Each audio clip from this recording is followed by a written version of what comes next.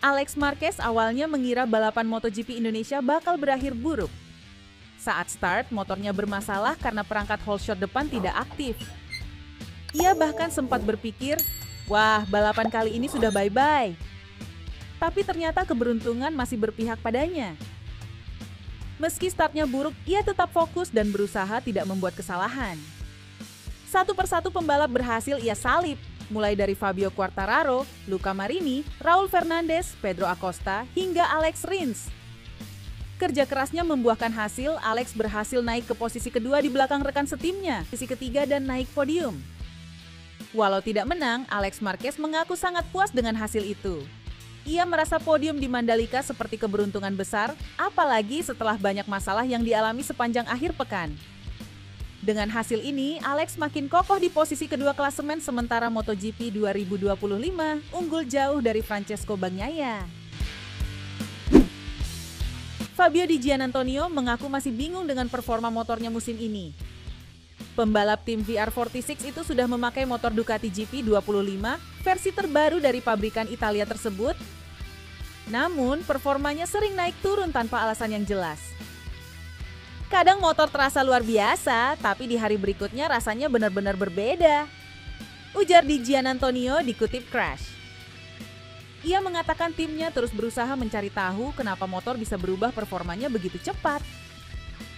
Di GP Jepang lalu, Di Giannantonio tampil sangat cepat di hari Jumat dan sempat berada di posisi 5 besar. Tapi keesokan harinya kecepatannya hilang begitu saja. Di sesi latihan, dia terlempar ke posisi ke-22, lalu hanya start dari urutan ke-12 dan akhirnya finish di posisi ke-13. Karena itu, Fabio sempat bercanda ingin mencoba lagi motor yang dia pakai di hari Jumat Jepang. Aku ingin coba lagi motor hari Jumat itu. Tapi sayangnya itu motor yang sama yang kupakai di balapan, ucapnya sambil tertawa. Meski frustrasi, Di Giannantonio tetap berusaha sabar. Ia berharap Ducati bisa membantu menemukan setelan yang membuat motornya konsisten dari awal hingga akhir pekan balapan. Saat ini, Fabio berada sedikit di belakang rekan setimnya Franco Morbidelli dan Pedro Acosta di klasemen. Namun, ia yakin bisa memperbaiki hasilnya di 4 seri terakhir musim ini. Luca Marini merasa sangat optimis dengan motor Honda versi 2026 yang sedang dikembangkan. Ia mengatakan bahwa motor baru itu sudah terasa lebih baik dibanding motor yang digunakan tim saat ini, meskipun masih berupa prototipe dan belum sepenuhnya diuji di lintasan balap. Musim ini memang tidak mudah bagi Honda. Di awal tahun, performa mereka sempat menurun, tapi perlahan membaik berkat banyak pembaruan, mulai dari mesin, sasis, swing arm, sampai aerodinamika. Hasilnya mulai terlihat, Joan Mir berhasil naik podium di Motegi dan Marini sendiri sempat finish keempat di sprint balaton. Menurut Marini, bagian paling sulit dalam mengembangkan motor adalah mesin. Menambah tenaga mesin bisa saja membuat bagian lain jadi tidak seimbang. Tapi kali ini, tim Honda berhasil membuat mesin yang lebih kuat tanpa mengorbankan kestabilan motor. Soal komponen lain, Marini juga bercerita tentang swing arm, yaitu bagian yang menghubungkan roda belakang ke sasis. Ia sering mencoba 2 versi, aluminium dan karbon. Aluminium memberi kendali yang lebih halus tapi karbon lebih ringan. Jadi kalau performanya mirip, ia lebih memilih karbon karena membuat motor lebih enteng dan lincah. Sekarang Honda fokus menyiapkan motor untuk musim 2026 dan Marini berharap bisa mencobanya langsung saat tes di Valencia nanti. Walaupun belum benar-benar diuji di lintasan, ia yakin motor baru itu sudah menunjukkan arah kemajuan yang jelas. Marini juga menambahkan, tantangan terbesar mereka saat ini adalah mendapatkan cengkeraman ban belakang yang lebih baik, terutama saat kualifikasi. Kalau itu bisa diatasi, ia yakin Honda bisa start lebih depan dan bersaing untuk posisi podium lebih sering. Pembalap Formula 1 Carlos Sainz memberikan pujian besar untuk Marc Marquez. Ia menyebut Marquez sebagai Ayrton Senna-nya MotoGP karena cara balapnya yang berani, cepat, dan penuh semangat juang. Berbicara di podcast El Partidazo Cope di Spanyol, menurut Sainz, banyak orang belum sadar seberapa hebat Marquez sebenarnya. Saat dia pensiun nanti, baru semua orang akan mengerti bahwa Marquez adalah sosok legendaris seperti Senna di F1, ujar Sainz. Perbandingan itu bukan tanpa alasan. Marquez dikenal sebagai pembalap yang luar biasa sejak muda, langsung juara dunia di musim debutnya, lalu terus mendominasi MotoGP. Meski sempat cedera parah dan absen lama, ia tetap bangkit dan menunjukkan mental juara sejati. Bagi Sainz, perjalanan hidup dan karier Marquez penuh inspirasi mirip dengan kisah Senna. Sama-sama cepat, berani, dan meninggalkan jejak besar di dunia balap.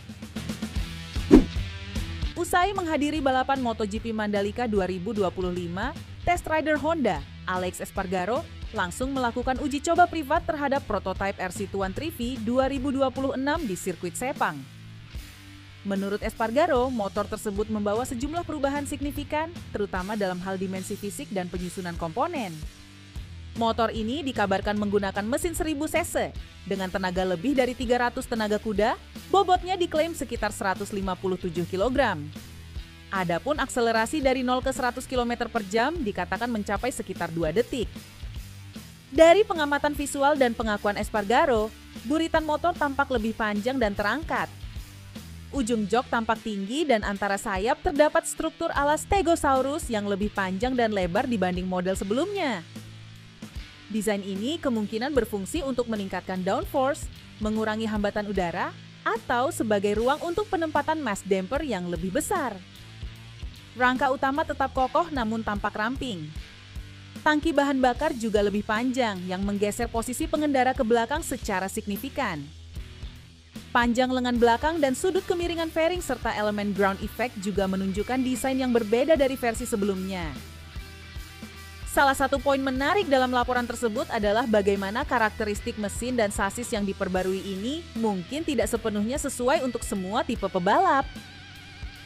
Pebalap seperti Mir dan Marini dengan postur tinggi di atas 180 cm dianggap sebagai target desain utama dari pabrikan, sehingga adaptasi terhadap gaya berkendara pebalap lain bisa menjadi tantangan.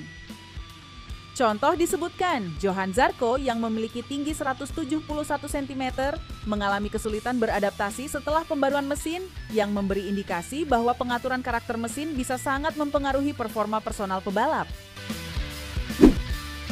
Dikutip GP1, Stefan Bradl, test rider Honda dan figur kunci teknis di balik perkembangan motor MotoGP Honda, mengatakan bahwa dengan perubahan terbaru, pembalap Honda tidak lagi harus mendorong motor mereka 110% seperti yang sering dilakukan Marc Marquez di masa lalu. Kini, motor Honda sudah lebih seimbang dan tidak memaksa pengendara untuk selalu berada di batas maksimal performa. Honda telah melakukan beberapa pembaruan, mesin baru yang lebih kuat pada kecepatan tinggi, peningkatan akselerasi, upgrade sasis, dan sedikit revisi aerodinamika. Karena motor sekarang punya performa lebih baik secara keseluruhan, pembalap tidak lagi harus mengorbankan diri dengan berada di batas maksimal setiap saat. Artinya, mereka bisa lebih bernapas, yaitu tidak harus selalu mendorong motor hingga batas ekstrem. Menurut Bradl, dulu Honda sangat berfokus pada satu pembalap utama, dan motor sering disetting sesuai gaya dia. Sekarang, tim teknis menerima masukan dari beberapa pembalap utama dan mencoba menyelaraskan feedback dari semua agar motor cocok untuk semua gaya berkendara. Bradl optimis bahwa untuk musim 2026, Honda akan bisa mendekati performa tim-tim teratas. Dan pada 2027, Honda berharap bisa benar-benar masuk ke persaingan untuk gelar juara dunia.